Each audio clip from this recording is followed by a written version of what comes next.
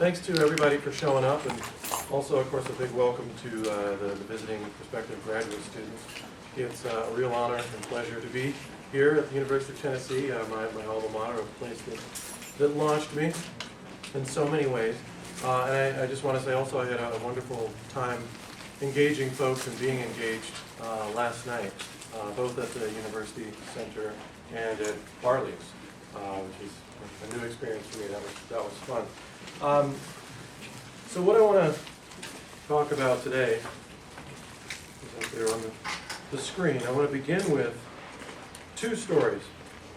The first takes us back to the early days of the radical environmental group Earth First, where the late, and some might say great, activist from Earth First, feminist labor organizer Judy Berry, had what I think was a deep understanding of the links between radical ecology and social justice, particularly anti-imperialism. She had a deep understanding of what the stakes were. At an Earth First gathering where a number of activists were standing around and making the claim that one could see no contradiction between being a patriotic U.S. American and a radical environmentalist, Judy Berry responded, quote, "If we're going to try and pretend that we can continue to espouse such revolutionary ideas and concepts and still fly the American flag and pretend that we're patriotic Americans, we're dooming ourselves to failure. I think we need to realize just how revolutionary what we're really saying is," end quote. Of course, it wasn't too long before her ideas did take root, and when they did, Earth First involuntarily joined the ranks of other groups that our government labeled eco-terrorists. I think I've just had a bit of a failure here, but we'll try that again. They're offline. All right. The second story takes us back to July 2001 when the Earth Liberation Front activists nailed metal spikes into hundreds of trees in Washington State's Gifford-Pinchot National Forest, protesting the U.S. Forest Service's decision to sell those trees to a timber company. Activists, as they always do, or almost always do, after this action, sent a communique to several media outlets shortly thereafter, which read as follows, quote, "This timber sale contains 99 acres of old-growth forest and is home to at least 3 pairs of spotted owls, grizzly bear, lynx, goshawk, wolf, just to name a few of its many inhabitants. This is a truly beautiful area, unfortunately one of the last of its kind because of this system that we all live under. We want to be clear. All oppression is linked. All oppression is linked, just as we are all linked. And we believe in a diversity of tactics to stop earth rape and to end all domination. Together, we can destroy this patriarchal nightmare, which is currently in the form of techno-industrial global capitalism," end quote. So not very melodramatic at all. Typical Earth Liberation Front communique. But the emergence of these groups, Earth First, the Earth Liberation Front, the Animal Liberation Front in the 1980s and 1990s, marked, I believe, a new stage in the evolution of ecological politics in the United States and elsewhere. This was a moment punctuated by a discourse of radical analysis and action that we had rarely seen in environmental and animal rights movements until that point. By the late 1990s and early 2000s, segments of these movements were converging around new ideas, new tactics, and a discourse, a broader discourse, that linked ecology to social justice, to anti-oppression, and animal liberation, which we also saw taking hold of and transforming groups like Earth First that had previously been deeply hostile to such ideas. So in this paper, I want to tell the story, or a story, of how social movement activists worked to challenge what I call socio-ecological inequalities through what they term total liberation. Radical environmental and animal rights movements are not the first people, certainly not for me, who come to mind when most of us think about the politics of social inequality and social justice. But I think this is actually a logical site. for such a study precisely because many of these activists have been developing new ways to imagine a society free of oppression and free of hierarchy. Radical animal liberation and earth liberation activists may indeed be firmly on the political fringe. I'm fond of saying they are the fringe of the fringe. But drawing on, say, Robin Kelly's really important work in Freedom Dreams, it's not so much the measure of success, did this group achieve X, Y, and Z, but it's the power of their vision, the critique that they make that I'm interested in. It offers crucial lessons for why the rest of us should be paying closer attention to inequality in multiple forms. So there are three questions that I'm going to be exploring today. The first is to what extent a radical environmental and animal liberation movement also struggles over social inequality. In other words, to what degree are these movements that are typically and traditionally seen as primarily focused on defending non-human animals and ecosystems also confronting oppression within human communities? Racism, classism, heterosexism, patriarchy, homophobia, capitalism, statism, empire. Second, how does the work of these movements reveal engagements with non-human natures, or what some would call nature cultures, or I call the human non-human nexus? And why does that matter? So clearly here I'm conversing with political ecologists and some environmental sociologists. And third, what are the implications of the eco-terrorist label that states, corporations, media, and right-wing commentators more generally have imposed upon these groups? So I want to consider the ways in which radical earth and animal liberation movements confront various forms of power within and across the species divide, as well as what it costs them in terms of repression by dominant institutions. I began the study in 2008 with the goal of understanding how animal rights and environmental activists on the radical fringe seek to effect change in the U.S. I relied upon 100 semi-structured interviews, field work at conferences, activist gatherings, observations that I made of folks at other events, and content analyses of thousands of pages of newsletters, magazines, zines, journals, websites, and related publications produced by and for these activists. So overall, these three components, fieldwork, document analysis, and interviews, offer an opportunity, hopefully, to triangulate various sources of evidence. I first identified key organizations within radical environmental and animal rights movements and networks, as acknowledged in both activist and academic literature. I considered activists or activist groups radical if, by their own claims, they sought to effect change at the root of perceived problems rather than via reforming the system and doing work internally. And or if the state or media had identified these groups as extremists or terrorists or eco-terrorists.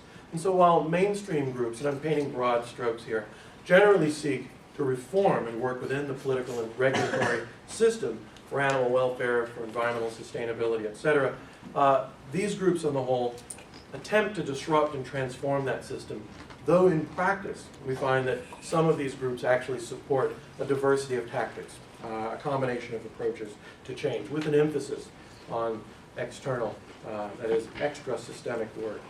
While many activists had worked with or through a single organization, many more had worked throughout their careers and continue to work with several groups over time, or were even unaffiliated. Some of the core groups that were identified in this work, of course, include Earth First, the Earth Liberation Front, the Sea Shepherd Conservation Society, the good folks who brought us the Whale Wars show, the Animal Liberation Front, Stop Huntington Animal Cruelty, People for the Ethical Treatment of Animals, which is an interesting group that sort of skirts the radical and reformist, as well as numerous smaller and regional and local groups and networks that I can talk about as well. I utilized respondent-driven and reputation sampling to locate interviewees and chose to employ semi-structured interview techniques that allowed for standardized questions, if you will, yet flexibility in answers and elaborations. 65 of the interviewees identified as male, 35 as female, a reflection of the fact that many of these organizations are male-dominated, though more broadly, we find that these movements tend to be largely female, so that's something I'm struggling with. All respondents were, to my knowledge, U.S. citizens. Their ages range from about 22 years old to 63.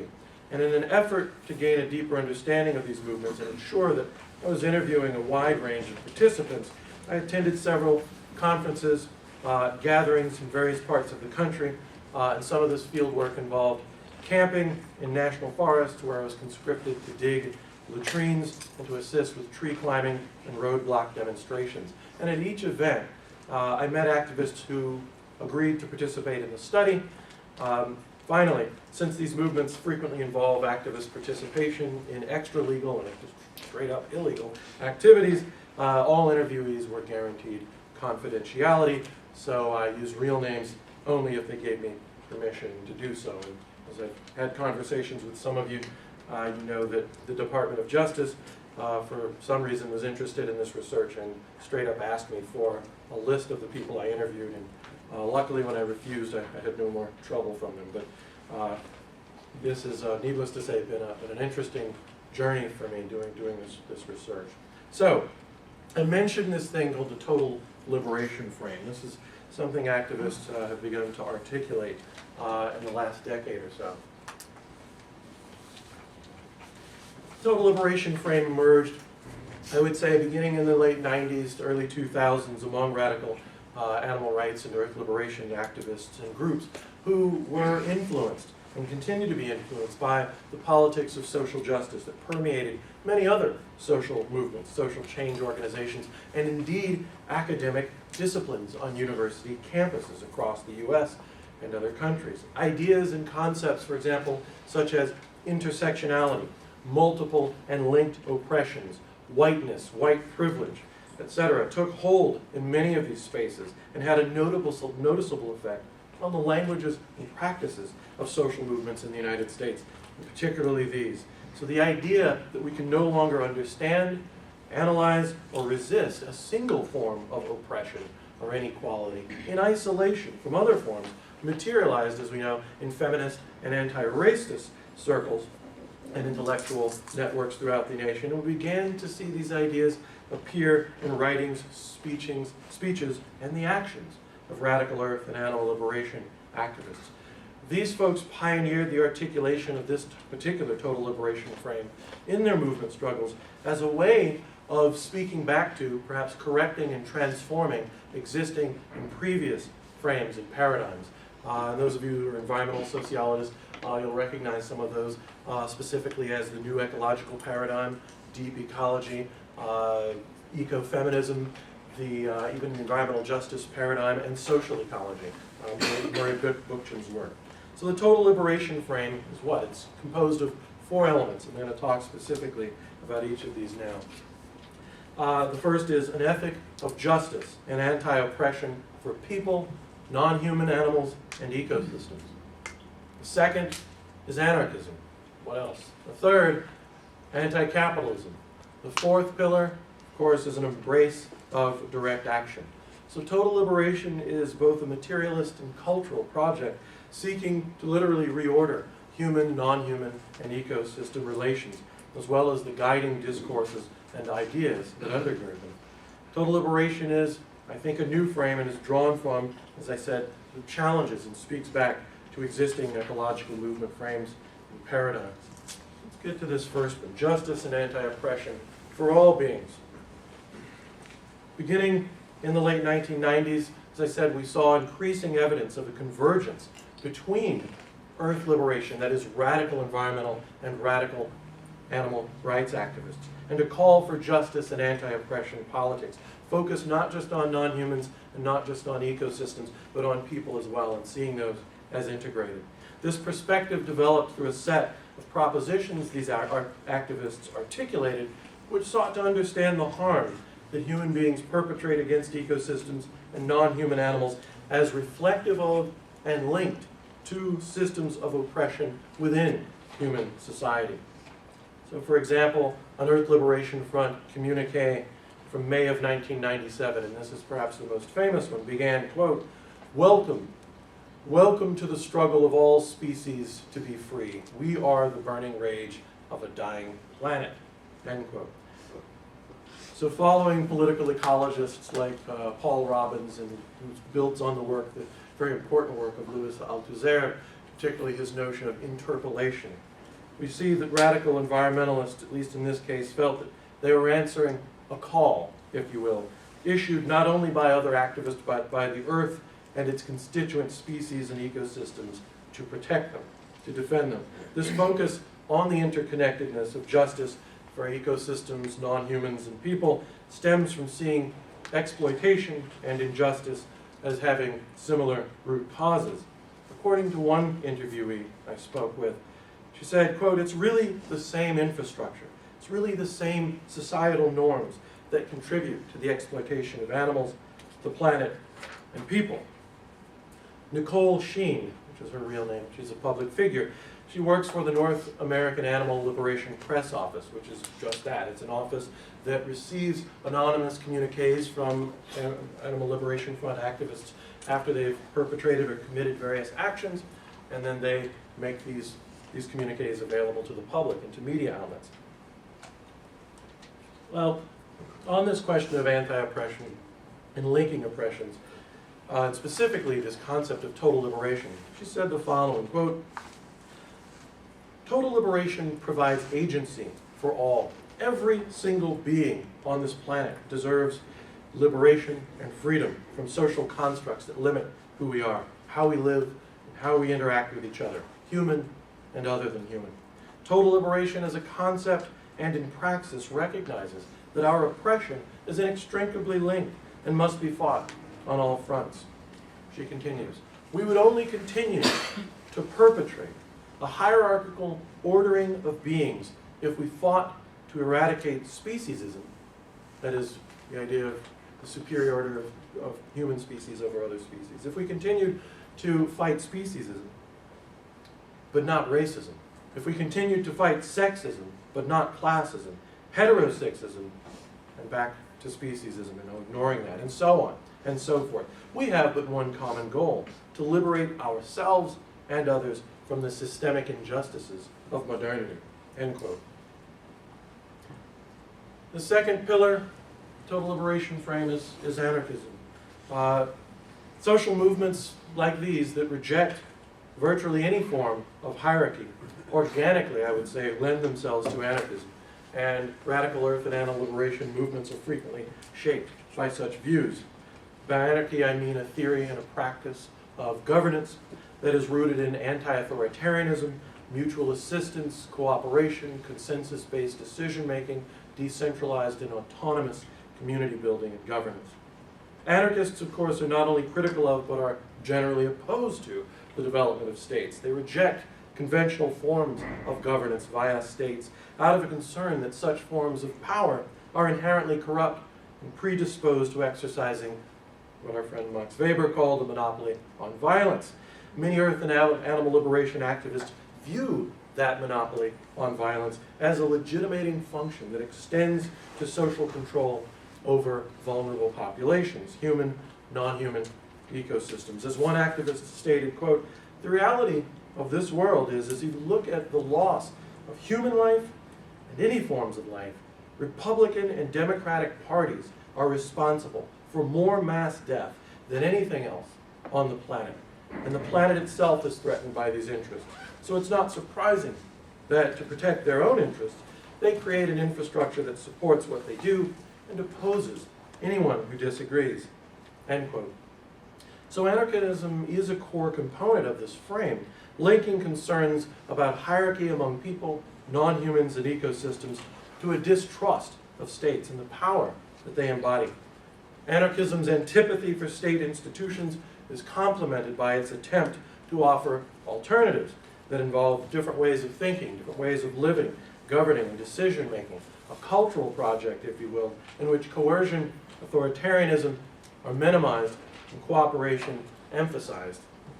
This is a direct challenge, again, to extant and previous ecological movement frames and paradigms that generally argue for a reformist approach to state practices. The rejection of hierarchy is at the foundation of anarchism and is also important to the structure and functioning of these radical movements. One activist told me about a non-hierarchical organization's approach to everyday work and campaigns that he was involved in the wake of Hurricane Katrina. When his organization came down and was talking about trying to connect earth liberation to human liberation. Quote, "It was a beautiful anarchist campaign. It was so decentralized, and it was about information sharing. And there was a spectrum and diversity of tactics. Nobody was going to tell you you could or could not do this. It was an evolution in that it was targeting decision makers not to just do something a little nicer, but to effing stop what they were doing altogether. And that to maintain business as usual was going to cost them money," end quote. This person founded the largest anarchist-inspired organization, Common Ground Collective, that's doing work in the wake of Hurricane Katrina, the largest US-based anarchist-inspired organization since the Wobblies, the IWW. Anarchism also then serves as a basis for broadening the idea of the public, of the polity, to include humans, non-humans, and ecosystems, because with rare exceptions, state institutions explicitly, if not implicitly, exclude all but humans from the polity. Third pillar, anti-capitalism. If capitalism is a system of production and social relations that is inherently hierarchical and predicated on the exploitation of working class labor and ecosystems, we could debate that, then the earth and animal liberation movements have many reasons to oppose it. As many interviewees pointed out, capitalism requires continuous feedstock of ecological wealth in non-human animals, workers to ensure that flow of resources, and consumers to purchase and consume products at the end of that cycle. This treadmill of production, as some have called it, also demands social compliance from workers, citizens, non-humans, and consumers, and thrives on the intensification of social hierarchies, as well as militarism. As one interviewee articulated, quote, "Our government, our country was founded on exploitation. And so the capitalist system treats not only workers, but the environment and animals as essentially commodities to be exploited. Our entire culture is based on the exploitation of human and non-human animals," end quote. Similarly, another interviewee declared that, quote, "The global economy treats people and the environment as essentially the same, as exploitable resources," end quote. As these statements demonstrate, an anti-capitalist sentiment builds on the anarchist rejection of hierarchy and extends to a concern for the exploitation of and objectification of animals, people, ecosystems. For example, during a field site visit to something called the Transgendered and Women's Action Camp in 2009, a colleague of mine, and this, by the way, is an annual forest gathering of, quote, eco-activists who were also working to bring down patriarchy, end quote. We found statements and conversations with people and literature that were consistent with this view that was indicated in the following statement, quote, "In the dominant Western capitalist worldview, nature is objectified, women are also fragmented into parts to be used for recreation and profit in ways that men are not," end quote. So this anti-capitalist pillar within the total liberation frame also explicitly then links the fate of humans, non-humans, and ecosystems, detailing and alleging ways in which all species have a shared experience of abuse under the system, and therefore potentially a common interest in ushering in its abolition. Support for an anti-capitalist politics is also a direct challenge to, if not transformation, of other ecological movement frames that I've mentioned earlier that tend to engage in critique of capitalist institutions, but ultimately accept their legitimacy. And as an environmental justice studies scholar, I can comfortably say that that framework generally perpetrates that limitation. These movements also understand that radical change requires people to go beyond analysis and chest thumping and declarations and proclamations, which brings us to the final component of total liberation, and that is direct action.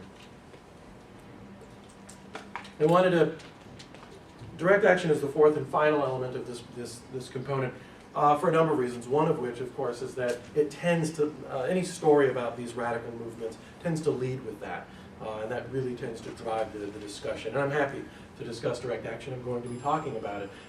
For me, however, what is most interesting, what is most sociologically interesting about these movements isn't the action so much as the ideas and the discourses and the intent and the motivation and the symbolism that is articulated by all four frames, including direct action. So every activist I interviewed for this study supported taking action to free and defend and protect animals, ecosystems from captivity, harm, and destruction at the hands of governments and corporations.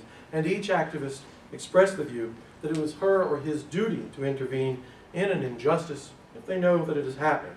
So in that very real sense, again going back to Paul Robbins and Louis Althusser, these activists imagine that they hear or a call or an interpellation from non-human natures that pushes them to take action, to defend ecosystems and non-human animals and humans. For these activists, direct action, of course, can take many forms, including mobilizing people to prevent or advocate particular policy or practice, property damage, and personal confrontation. This is something that has defined these movements.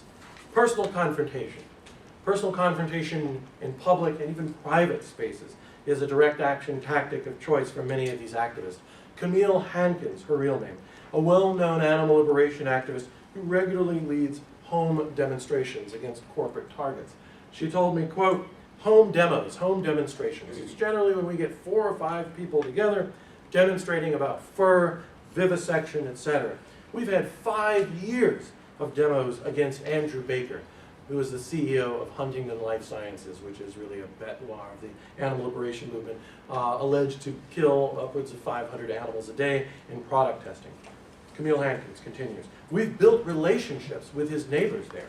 We give out candy, treats for the kids, we give out Mr. Barkies to the dogs, but sometimes people get irritated at our demos, like a neighbor may say, hey, quiet down, I'm trying to get some rest. And I'll reply, go to hell. Your neighbor is slaughtering millions of animals, and that's more important. Other times, people come out and will write checks to our organization, end quote. Activists practicing direct action make conceptual links between harms visited upon ecosystems and animals and injustices facing human beings. The following communique reports a direct action involving property destruction that reflects this link. Quote, members of the Earth Liberation Front descended upon the Old Navy Outlet Center in downtown Huntington, Long Island, and we smashed plate glass windows and one neon sign. This action served as a protest to Old Navy's owners' involvement in the clear-cutting of old-growth forests in the Pacific Northwest. Old Navy cares not for the species that call these forests homes, cares not for the animals that comprise their leather products, and cares not for their garment workers who were underpaid, exploited, and enslaved in overseas sweatshops, end quote. Earth Liberation Front, March 5th, 2001.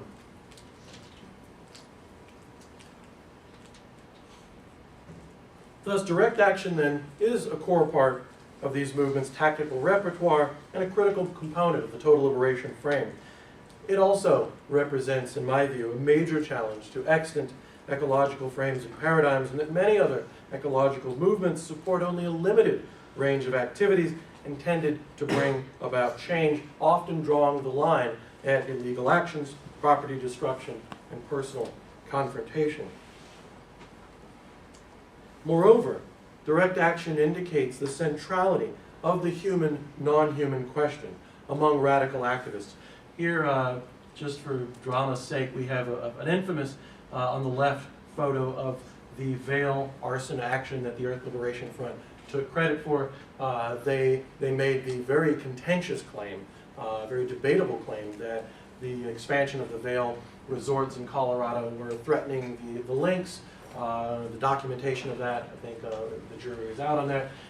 Vail Resort said, we're going to move forward anyway and expand this, and this was the response.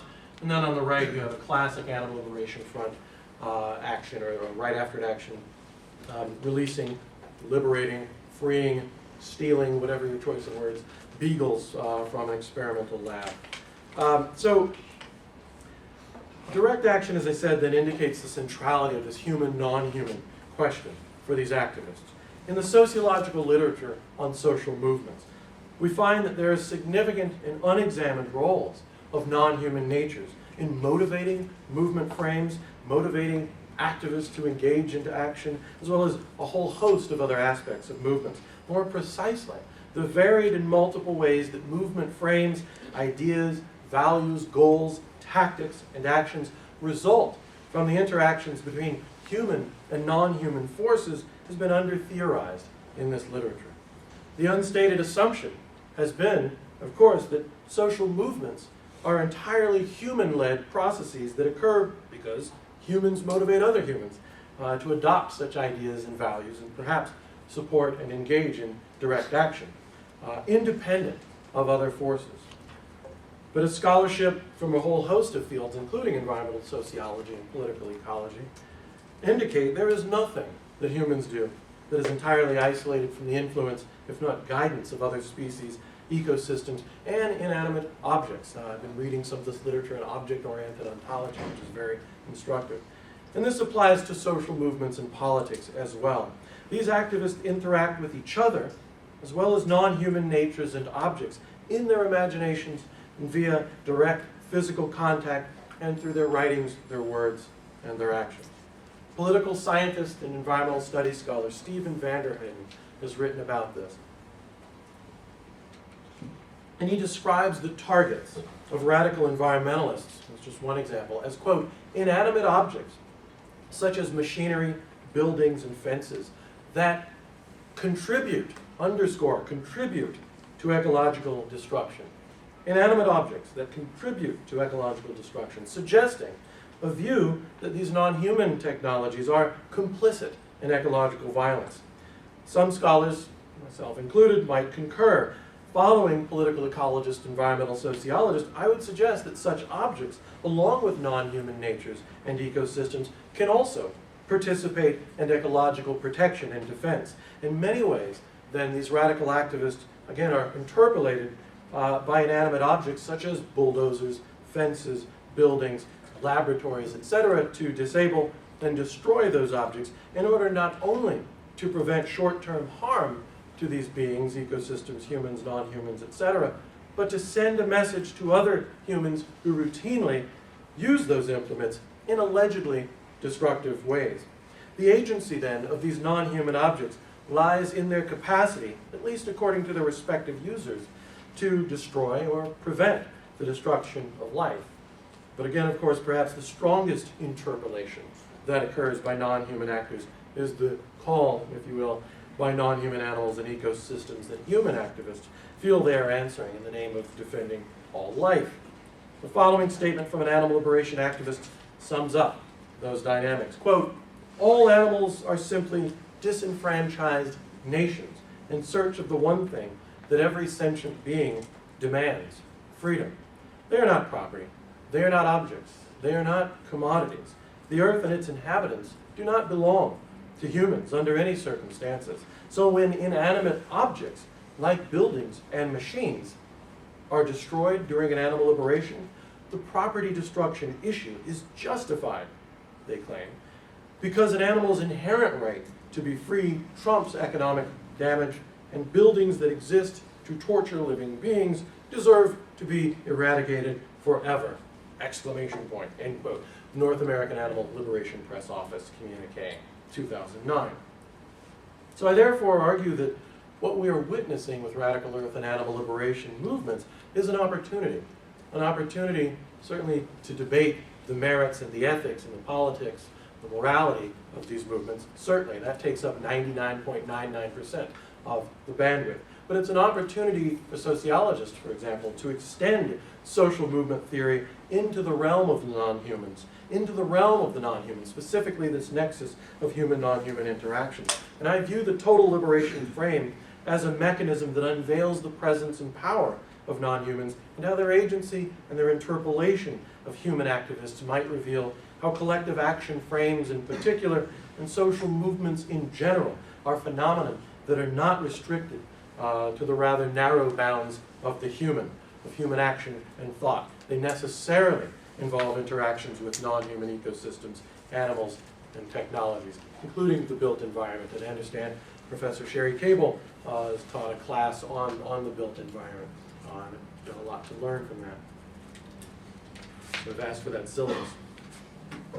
So, predictably, these movements' actions, and I would argue most importantly ideas, have caught the attention of government and corporate institutions and media outlets and AM radio, resulting in a forceful response that has been labeled the Green Scare, and includes surveillance, infiltration, wiretapping, harassment, entrapment, jail time, and new legislation targeting these movements, labeling them eco-terrorists. I understand you're going to have a visitor on campus in a short while, Will Potter, who's the author of the book Green is the New Red, and is, to my understanding, the authority on this particular issue. So you'll learn a lot from him if you check that out.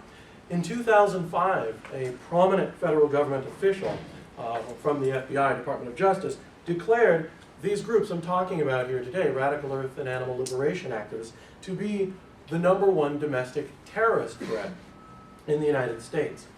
Prior to that moment, and since then, state and federal governments have passed legislation and sponsored law enforcement efforts aimed at neutralizing these movements, as any government would. So I argue, though, that the discourse and legal apparatus of eco-terrorism works to place these activists outside the realm of citizenship in order to successfully label them as threats to the nation and to facilitate their neutralization. So I argue that repressive treatment of these activists might also be thought of as part of a state tradition of producing racial deviance. Those whites, and these activist movements are 99.9% white, those whites in this country who refuse to conform to the cultural, political, and social and disciplinary norms of whiteness. And here, of course, I'm drawing on the work of Anne McClintock. In other words, the people in these movements, I argue, are whites who are unwilling to adhere entirely to the norms of whiteness and therefore have been racialized as, to borrow a frame from the history of race, as probationary whites, even if only momentarily. McClintock and scholars like May and I have pointed out that historically, also included in this group at various times were militant and working class and poor folks, feminists, gays, lesbians, sex workers, Jews, Irish immigrants, criminals, alcoholics, anarchists, of course, diseased, and the mentally ill. So they are certainly in good company. They were, according to McClintock, viewed as, quote, atavistic throwbacks to a primitive moment in human prehistory, serving ominously in the heart of the modern imperial metropolis. Again, quoting McClintock, these racial deviants, or as she also calls them, degenerate classes, therefore required policing and regulation, since they were also viewed as threats to the moral, economic, and political fabric during a time of great social upheavals. Radical earth and animal liberation activists are under no illusion about the fact that they are white or European American dominated movements, but their repressive treatment by state and corporate institutions might be said to remind them that racial privileges can be revoked, if only momentarily. For example, there's nothing like being a white middle-class activist being treated by the state in ways that we generally, or at least I generally, tend to associate with racialized others. The enormous number of people of color, immigrants, and religious minorities languishing in our prison system has now been joined by some of these activists. Many of you may be aware of Daniel McGowan, who is now out of prison after serving several years in federal penitentiary for arson and property destruction on behalf of the Earth Liberation Front. McGowan was locked in one of our infamous CMUs, communication management units, that are secretive prisons within prisons, self-contained housing units for prisoners who, quote, require increased monitoring of communication in order to, quote unquote, protect the public. And Will Potter will most definitely talk about communication management units when he comes to campus. One of Daniel McGowan's activist colleagues told us the following, quote, "They literally call it Little Guantanamo. Daniel McGowan is the only white guy in there. Everybody else is Muslim and Middle Eastern. And they're actually talking about slipping some of these Gitmo detainees into these areas. He normally would have been going to a minimum security camp because he has no priors, no violence or anything, no prison record, no criminal record. He's a little pudgy, smiley, friendly, outgoing kid. And now, he is in one of the scariest federal prisons in this country. And this is where the most violent offenders in the United States are sent. And it's a black hole. So he's this white kid whose dad is a cop from New York City. His mom is a homemaker, never spent any time in jail. And now he's there. And why is he there? His friend continues. Because he didn't bow down and shut the hell up when the feds put the clamps on him. That he had the strength and audacity to continue to be an activist when they wanted him to shut up. And part of the reason they wanted him to shut up was because he was saying, quote, "What I did, that arson, property destruction, that was worth it," at a time when they didn't want that to be any form of messaging that was going on, end quote. So, if these activists are racial deviants in the sense that they refuse, at least momentarily, to conform to the norms of whiteness, they're also racial deviants in another way, and I'm building on the work of ecofeminist scholar Val Plumwood, because they refuse to conform to the expectations and the benefits and privileges of human supremacy. That is, they reject a humanism rooted in speciesism, or what some have called dominionism, that are, for most of us, the unexamined and unearned privileges of membership in this, the human species, Homo sapiens sapiens. And just as the state has treated these activists as probationary whites, they have also made it clear that their humanness is conditional. For these activists, the threat of jail time in a penitentiary is to risk facing some of the most inhuman, subhuman, unhuman, anti-human treatment that the majority working class and people of color prison population faces every day.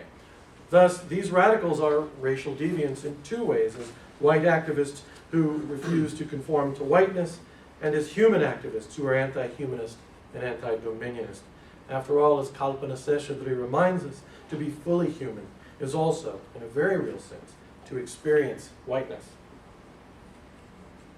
I'm going to take a few minutes to wrap up here.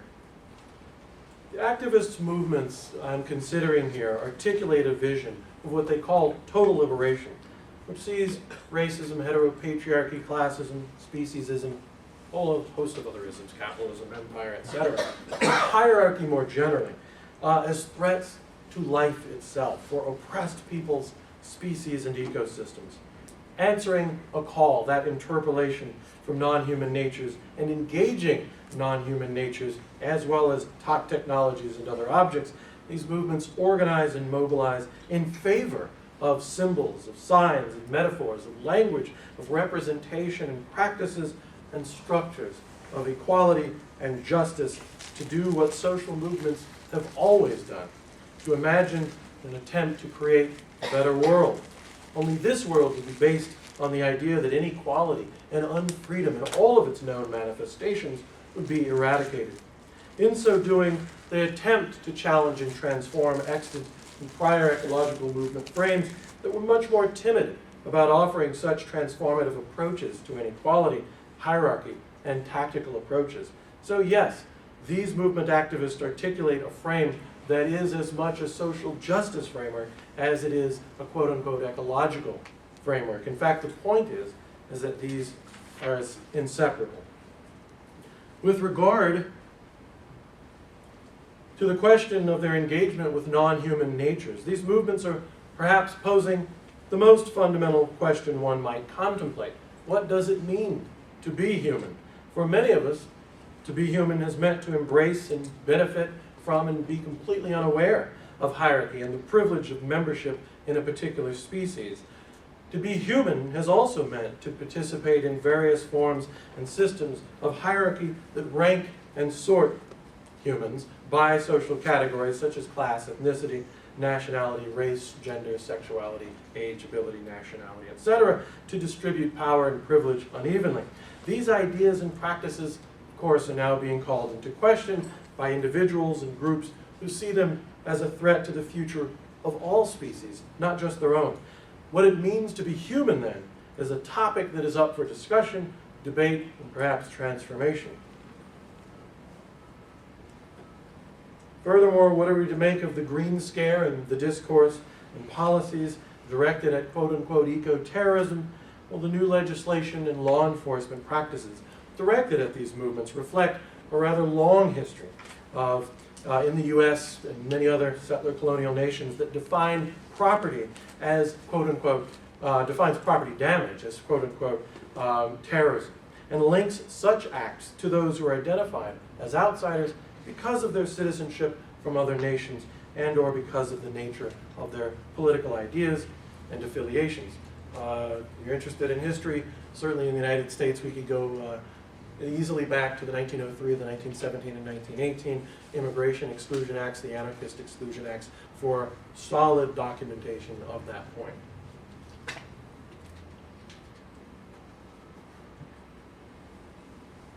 I argue that the green scare and the discourse of quote-unquote eco-terrorism then, of course, work to place these animal rights and earth liberation activists, these movements, outside the realm of citizenship in order to successfully contain them. And I will have to say, I think they've done a very good job of containing them. Accordingly, I've referred to them as racial deviants, and perhaps they are in good company since the US and other governments have used similar laws historically to control, contain, subjugate, and exclude a whole host of other populations. Finally, what radical earth and animal liberation movements are attempting to do is to expand citizenship, if you will, for marginalized peoples, for non-human animals in the earth itself.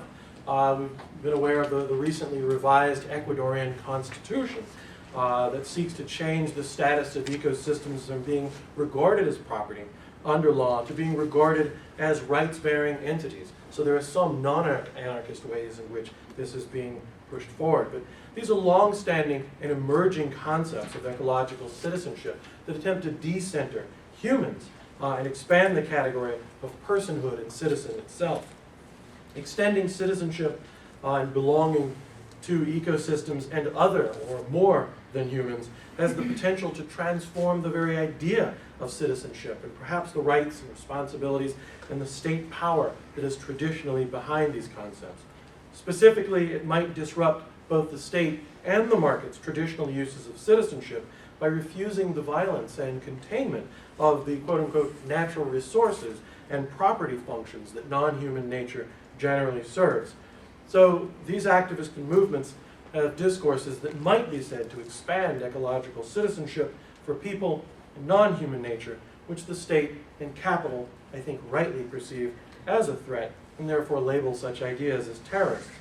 This framework, of course, builds on the work of scholars like Jim Holston and Alex Lotta and others who argue that we need new forms of insurgent citizenship that reveal that that concept, that idea of citizenship isn't static and can transform as groups make claims, disrupt power relations, and expand its scope. The radical earth and animal liberation movements are attempting to do just that by expanding citizenship for non-humans, ecosystems, people who are marginalized, and the earth itself. And yet, and I haven't talked about this, and I'm happy to do so in Q&A, as these movements seek to transform society, they are haunted, hobbled by their own racism, their own whiteness, their own classism, their own heterosexism, their own speciesism at every step of the way. And so in many ways, their greatest challenge isn't fighting the government, isn't fighting off capitalism. It's to confront the hierarchy within their own ranks. Thank you very much.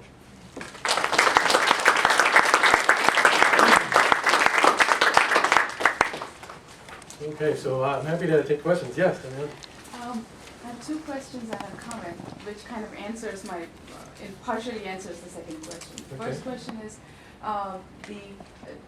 given that the membership of the animal liberation groups that you talked about is largely white, even though they're defined as racial deviants, Sure. and as you said, they have these hierarchy issues that they have to address themselves.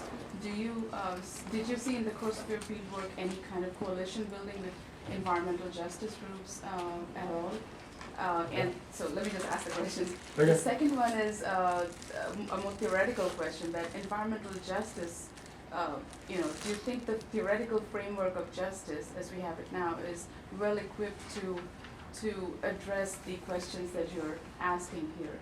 And the comment I have is, the way I see this is that it kind of, this kind of research really links, pushes the boundaries of justice research in certain ways, because I think it links the concepts that you use, like ecological citizenship, the ideas that humans are only one of the many species, which I think is very much related to what Aldo Leopold talked about, and a lot of the environmental ethics literature talks about. So I think it kind of acts as a connecting link between that justice and ethics literature.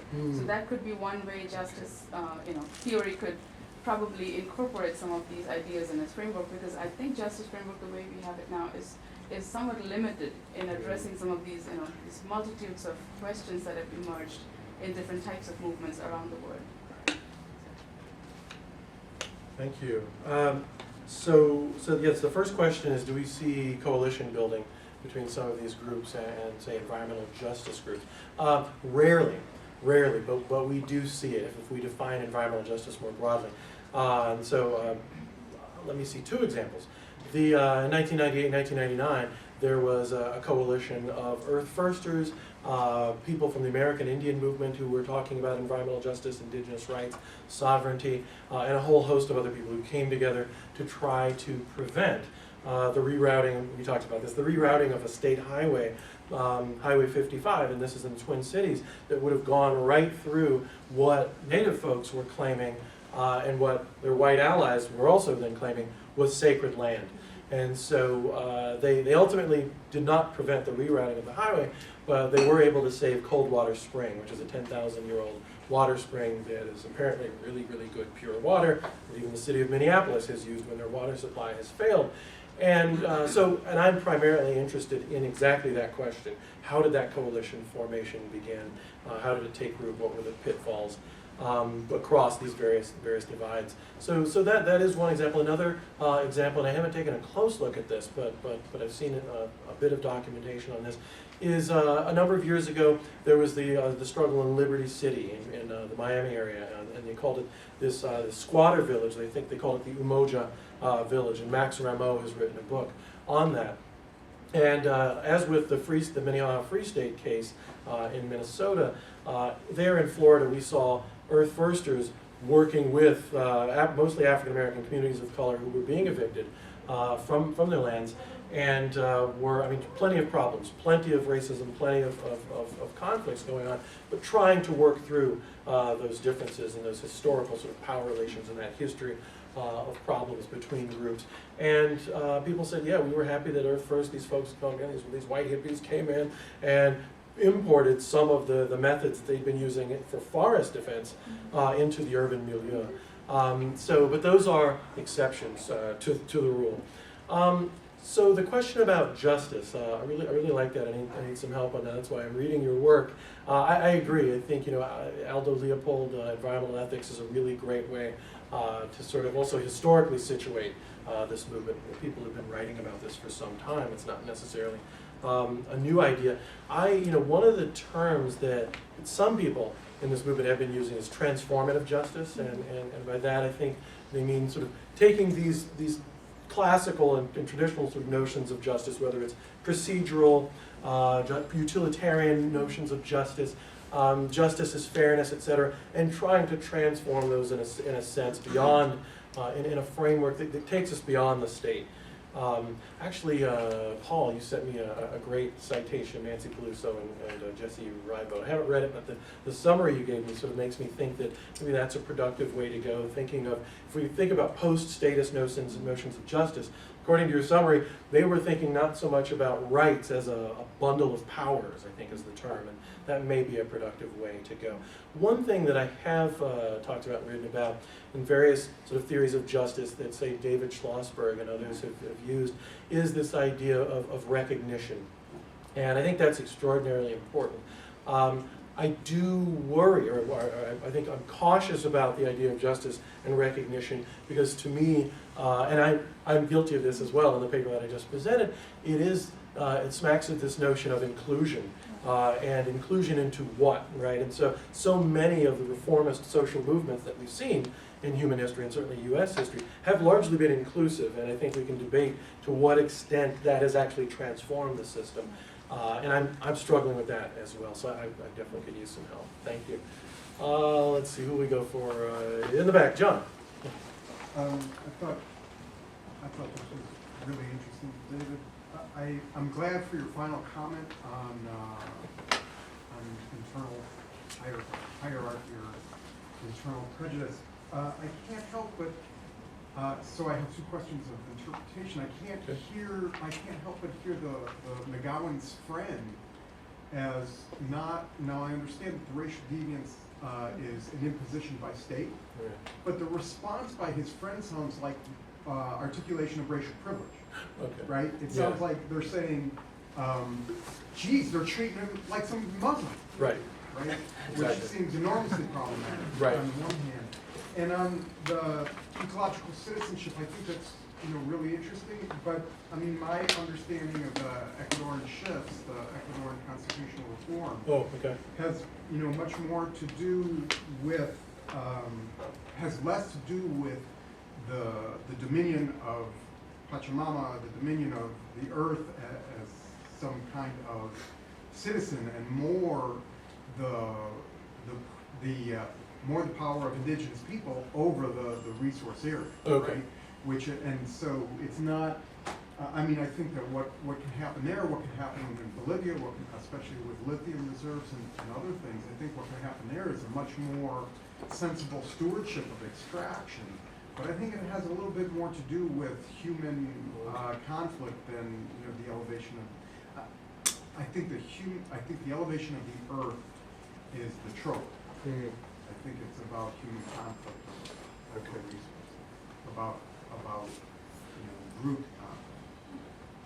Okay, thank you. I'll just take those in reverse. Thank you for that. I haven't taken as close a look then at the Ecuadorian Constitution as I should have. I've just read sort of media reports and activist reports, and that's actually really helpful. I mean, in some ways, if it actually is about, as you're saying, connecting and empowering indigenous peoples, or recognition of indigenous peoples' rights to sort of stewardship and control over their own lands, that, in my opinion, would in some ways be sort of a great example of environmental justice, and pushing environmental justice to sort of deeper recognition of those links between humans and non-humans. So I'll take a closer look at that. What I suspect happened though is that I am guilty of having read media reports that were filtered through, if not quoted from, I forget the name of the group, but the Philadelphia-based group, this legal firm that actually helped write the language for that Constitution. And I think for them, I can only imagine and speculate, they might have had a slightly different idea, which was perhaps less about promoting indigenous sovereignty and much more about elevating non-human natures. But that's speculation, so thanks for pointing that out. As to Daniel McGowan's friend's quote, yes, no, that's a great point, and I think bundled up in there is this struggle of these mainly white movements for how to challenge whiteness and white supremacy externally within these institutions, within the culture, and how to do that internally within themselves, within the movements. I actually scratched through a critical part of that quote just in the interest of saving time, and I'll read it now, which may give more of a sense or a flavor of solidarity. Back to the quote where Daniel McGowan says, "Oh, and he's in a black hole." And he continues, and even from that black hole, he continues, we're going to challenge the CMO, the Communications Management Unit. We've got a lawsuit that we're brewing to challenge the entire CMU system on behalf of him and the Middle Eastern people that are stuck there, who have no voice and no solidarity. So that may get to that, but that's still, it's sort of like, well, we're saving the animals, we're saving the humans, and that rescue narrative is still a part of this that we're struggling with. So I would agree with you, and I would suggest that it's something that they are struggling with and will probably never be free of. And I think that's also just sort of a basic principle of anarchism, that we can strive toward this society or these small groups where we're practicing democracy and anti-authoritarianism and all of these things, but but it's a work in progress. But yeah, there's deep problems within these movements that I'm having to grapple with. Over here, yeah. Yeah, I really enjoyed your talk, and I was curious through these interviews that you had with those that were in support of the liberation movement, more particularly taking direct action, crossing that line and going into the destruction of property. Did it ever become aware that did it become apparent that they were aware of their hypocrisy and their critique of a hierarchy system of oppression by oppressing? And then if there was any techniques of neutralization of how do they deal with that internally? And then twofold, how Wait, can I stop you there? Yeah. The hypocrisy is what they are oppressing others how? By taking violence or terrorist actions, you only are serving as a hypocrisy to the system that you oppose. Sure. And Okay. then the other part of that is how do those terrorist actions, eco-terrorist actions, or destruction of property actually legitimate that political repression that you were talking about, and how has that possibly been incorporated into the message of how this green movement is actually bad? So taking your questions in reverse, the second question. So how ecoterrorism has been used? Has actually used to legitimate the repression from the. Oh, sure. Oh, yes. No, that's certainly been again. I mean, for the 99% of the bandwidth. And tell me if I'm not fully answering your question. In terms of the media, it has been to define these movements as eco-terrorists, as movements of people who are crazy, who are bent on destroying and challenging the American way of life. And the movement has, from the very beginning, in terms of the media, in terms of the government, been compared to Al-Qaeda, and a vastly disproportionate, and this is actually not debatable, amount of resources of the Department of Justice and the Federal Bureau of Investigation have been focused on this movement, while over the last, well, since Obama took office, we have seen hate crimes by white supremacist groups grow exponentially. So the federal government, the Department of Justice, seems not entirely uninterested in focusing on terrorism that actually involves killing people if they are people of color and Jews and abortion doctors and providers. But taking a look at their resource allocation, one can raise legitimate questions about why the focus has been so imbalanced. So I'll answer that way. So the first question, though, is, are these folks aware of their hypocrisy?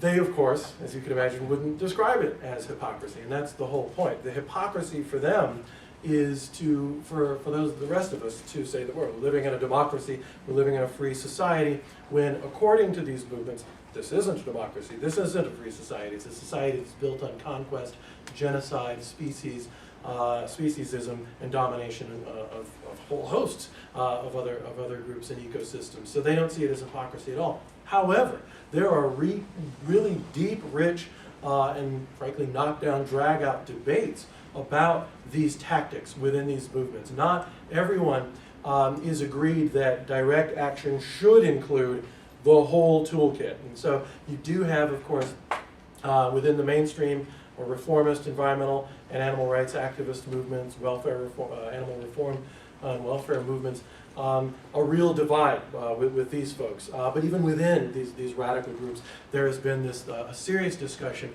about, for example, I mean, for a long time in Earth First, Judy Berry went on record publicly denouncing tree spiking, putting ceramic or steel spikes into a tree to discourage logging. And that created a huge division and confrontation and blow-up within that movement. And so there have been debates on that, particularly because there was concern about, well, if we're going to be concerned about working class people are the ones cutting down the trees. Even if you're concerned about the corporations who apparently or allegedly sort of guiding that process, the people who will be hurt are the loggers. So what do we do about that? So there's definitely a conversation, many conversations around that. Within the Animal Liberation Front, there have been conversations and debates and fights over should we be involved, they're asking this question, sort of nighttime raids of laboratories in places like universities, or should we engage in open, public, even televised rescues to really promote and publicly articulate a discourse of justice and freedom for these animals. And so there are debates around that, but again, I was clearly the people engaging in those actions don't see themselves as hypocrites. But it's a great point because precisely not everybody is on board with this. So thank you. Yeah, you've been very patient, yeah. Yeah, in an article critiquing George Lakoff in Atlantic Monthly, Mark Cooper wrote that groups that define themselves as countercultural, you know, in opposition to mainstream culture, are going to have a limited effectiveness over the long run, say compared to other groups that are more economically populist. You know, maybe it makes it easier for the state or whoever to declare the groups, maybe not so much as racial deviants, but as cultural deviants, and that will limit the movement's effectiveness over the long run. Do you believe that critique is accurate? You know, I'd have to think about that. I think, you know, the first response I would have to that is, you know, Ernesto Vigil, who was, you know, an activist and writer during the Chicano movement in this country's history, talked about, you know, the first rule of a movement is to know that you need to define yourself or else you will be defined. And I think that's what you're talking about. We're talking about a very, very small fringe of the fringe group who has had a lot of, you know, public visibility, but so much of that visibility has been defined by others. There have been so many communiques that have been issued by these groups to the Earth Liberation Front press office, to the Animal Liberation Front press office, that the media have not reported on. I mean, what's amazing is, you know, these groups, you know, regardless of what you think about them, they make the claim, of course, that yes, this is perhaps countercultural, but it's also, I mean, so the question is, I mean, when Kwame Ture, Stokely Carmichael, he came to Professor Gelada's class many years ago, and he said to us, he said, you know, the problem with so many movements is you're always telling us what you're against. You need to tell me what you are for. And he was like, this is what I am for. And said a whole host of controversial things at the time. And so when you say movements that are sort of countercultural, I think we have to ask the question, where is that framing, where is that characterization coming from? And so it really depends on the media outlet, it depends on who's speaking, it depends on who's being allowed to speak. Because I think you could easily say that the civil rights movement wasn't for civil rights, they were against white supremacy. So how were they so successful? They were able to frame, with allies in the media, with allies in the White House and the Department of Justice, that messaging. With allies throughout white America, frankly, white students and their parents, many of them were on board. So that's how I would answer that question. I think it depends on who's really allowed to frame this, because this movement is as much against something as it is for something. I mean, the frame is total liberation, right? That sounds warm and fuzzy. Let's all be free, right? Doesn't sound like, hey, let's be terrorists. I'm going to join the Ecoterrorism movement. They're not saying that, right? So, but they, you know, who's paying attention to the North American Animal Liberation Front press office but me and, you know, I don't know, Rush Limbaugh. So, anyhow, so yeah, it's probably an insufficient answer to the question, but I appreciate it. Over here, Professor Jalapa. Yeah. Okay. Very interesting presentation. I'm wondering about your research plan. Okay. Whether your plan is limited within the United States or whether you are going to explore these multifaceted issues on a global level or Yes. different countries, Right. or whether you are going to link, for example, like indigenous peoples who know how to maintain environment, how to maintain sustainable development, that almost coincide with issues that this liberation movement are raising. Or where are you going with your project? Okay. It's very interesting and fascinating. Thank you. So where am I going with it? You first asked sort of geographically. Primarily I'm focused on the United States, but one cannot talk about these specific groups like Earth First, the Earth Liberation Front, the Animal Liberation Front, exclusively within a U.S. framework, because some of these groups were actually launched in other countries and then crossed the pond. For example, the Earth Liberation Front crossed the pond from the UK to the United States. On the other hand, there's an alternative history of that says there was another group that called itself the ELF, the Earth Life Force, that had been involved in serious direct action bombings, things like this, in San Francisco in the Bay Area as early as 1977. So I've interviewed both groups. And as you suggest, and it is true, all of these groups, or people claiming to represent these groups, have been active throughout North America. The Animal Liberation Front in Mexico is perhaps, I would say, the most confrontational, aggressive some would say violent and radical arm of that movement in Mexico, of all places. Australia, the UK, and even various parts of sub-Saharan Africa, we've seen claims that groups are engaged in ecoterrorism. So I am moving in that direction in the sense that I want to start with this limited sample, this very specific sample, and then ask historically and geographically what are the connections. How is this movement and organizations claiming to be a part of this movement, spanning the globe in some ways? Interesting question about indigenous movements. There have actually been there's been a number of connections, of solidarity actions with indigenous folks from Earth First, the early days of Earth First, certainly in the 1990s. Earth First had been involved in places like Australia, Southeast Asia, and the United States, in taking action, sometimes problematically, with or on behalf of indigenous groups. Many people involved in Earth First and related organizations have either started up ally groups or worked with groups, sort of, for example, the groups focusing on the defense of Diné land, Navajo land in the Southwest against Peabody Coal and the federal government.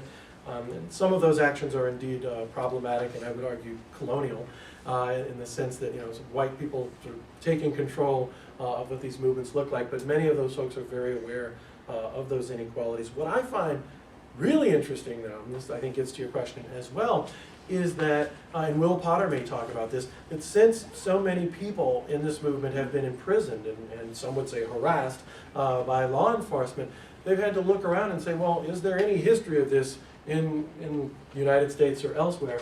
And some people have raised their hands and said, yes, I'm a Puerto Rican independence movement activist. I was in the Black Panther Party. I was in the Black Liberation Army. I was in the American Indian movement. I was one of the white folks in the Weather Underground, for example. And so those folks have either reached out or been reached out to, and we've had conferences and panels and workshops and strategy sessions with people from these now, I would say, sort of defunct movements of the 60s and 70s, where people were also talking about liberation and revolution, and some of those folks have been advising these younger people about how to imagine a different future and how to deal with the repression. So I hope that speaks to the question. Thank you. Over here, yes, you've been very patient. You alluded to this point earlier in your presentation, Dr. Pellow, and forgive me if I'm asking you to rehash a point you might have made last night, but okay. You yourself have had some experience with the Justice Department. You and I think it was one of your students, Scott DeMuth, were both being investigated or questioned by the FBI. Right. And it seems like in addition to the research that you were engaged in with some direct action organizations, Mr. DeMuth was being targeted because he was such an outspoken opponent of the Animal Enterprise Terrorism Act. Right. And I was wondering if you could speak more to that experience and also how the Animal Enterprise Terrorism Act is being used not only to sort of label and prosecute environmentalists and animal rights activists as terrorists, but also how, in you all's case, it seemed like it was being used to suspend a great deal of academic freedom. Yes, thanks for bringing that up. It's always fun when people remind me of some of the worst nightmares of my life. Good thing it's the middle of the day.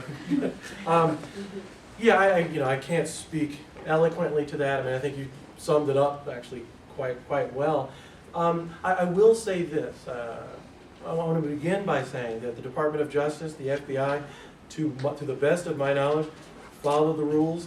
They were doing their job. The law required them to do what they were doing.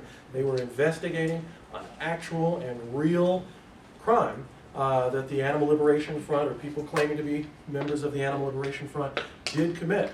It was one of the most sophisticated actions in that movement's history, liberating somewhere up to, 400, 500 animals, stealing or liberating 400, 500 animals from the University of Iowa research laboratory facility, creating a heck of a lot of fear and consternation, certainly disappointment amongst people who are doing animal research, and most of us over the age of 30 in this country. There's a difference there. Those of us under the age of 30 would disagree. Think that vivisection, animal experimentation, all of that is for the most part perfectly acceptable as long as there's an advancement in science and benefits for human health, etc. And that makes all the sense in the world in a speciesist society. The polls seem to show that people 30 and under are increasingly disagreeing with that. But nonetheless, this was most certainly an action that violated all sorts of security protocols, violated laws, federal, state, etc., created a hell of a lot of property damage. So any government would rightly be interested in going after the people who did that. To this day, they have found and prosecuted and charged and imprisoned this many people involved in that. They tried to get Scott DeMuth on that. There was absolutely no evidence of it. I thought at that time that I knew a lot about U.S. history and criminal justice, how naive I was. Sitting in the courtroom, Scott DeMuth, the graduate student I'm advising, walks in, chained up, orange jumpsuit, standing tall and proud and going, wow, I'd be pissing my pants and crying right now if I was in his circumstances. He sits down. His mother says, I love you. A federal marshal comes over and says, don't open your mouth. You cannot talk to this prisoner.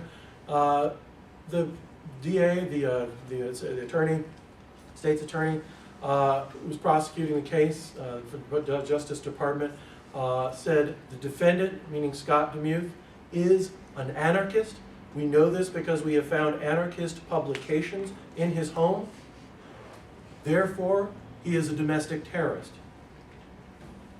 I mean, I could just stop with that. I was blown away. His mother is a registered Republican, as was and is Dave Foreman, the founder of Earth First. And she walked out of that courtroom saying, wow, what if you replaced anarchism with Republican? So this was extraordinary, that it really appeared at that moment that this very zealous prosecutor was essentially pointing to a thought crime. They then showed, and anyone can see this on YouTube, the video of the ALF liberation action at the University of Iowa. And there were, I believe, 3 or 4 individuals who all were masked up, balaclavas, etc., painting, spray painting style, being careful to use their left hand if they were right-handed. That was obvious. And the state said, you see these individuals? We've done analysis, and we've measured their height. We've estimated their heights. It's somewhere between, I forget what it was, 5'1", 5'4". The defendant, Scott DeMuth, is within that range. We can't see one lick of skin on any of these people. They're all masked up. We know he's one of them.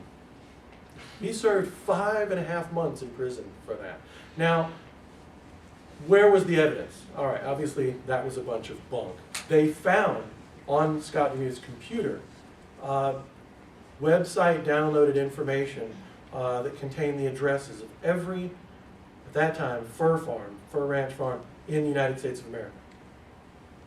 I also have that information on my computer because I'm doing research on organizations like finalnail.com, which that's their whole purpose, to make that available to activists who want to go out and raise hell and engage in property destruction, violence, liberation, etc.